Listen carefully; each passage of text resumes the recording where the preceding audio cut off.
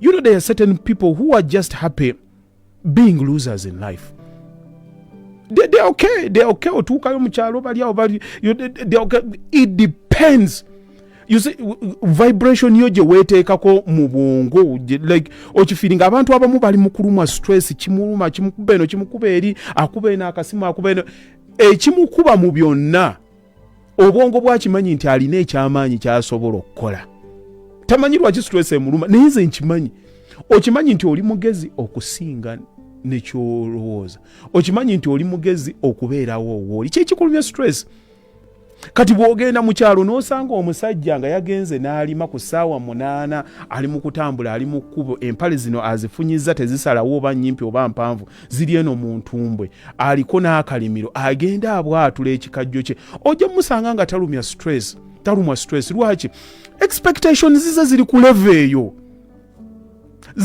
level eyo essaati gye yayambadde n'enkyagenda giddamu agirimiremu nkukakasa n'olusu olugirimu talumanyi taluwulira nadduwulira.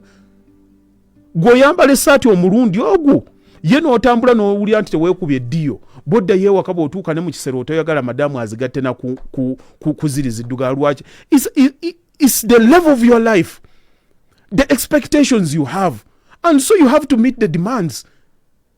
Simple. There are certain people who are just happy to be where they are.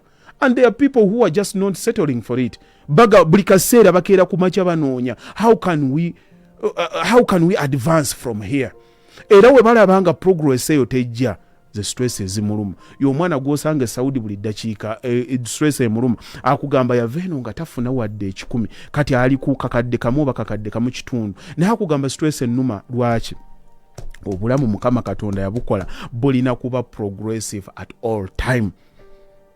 At all times, olina okubanga oli progressive. W'otuuka ewantu bw'olwawo you outgrow. You outgrow. Kati otuuka ekiseera olina akugamba nti siimako naawe kino kyogize bw'oti kale gwe n'ogerayo gundi otakirina. Kituufu always siima. Kituufu always pat yourself on the shoulder. Wekubeko ugambe nti lero kigize small dinners bukole ne family yo mwekulise naye era ddamu oyambala ogambe nti tugenda kweyongera kuba wonna wotuuka n'obeerawo ebbanga ne liwera nga tewaliwo kirala kikyuka k'otuuka ekiseera ng'ekyo tokyasobola kukyonge tekikyasobola kusanyusa amasannyalaze gakulimu obwongo bw'omuntu baabukolanga bulina kubanga bweyongerayo. It is as simple as that.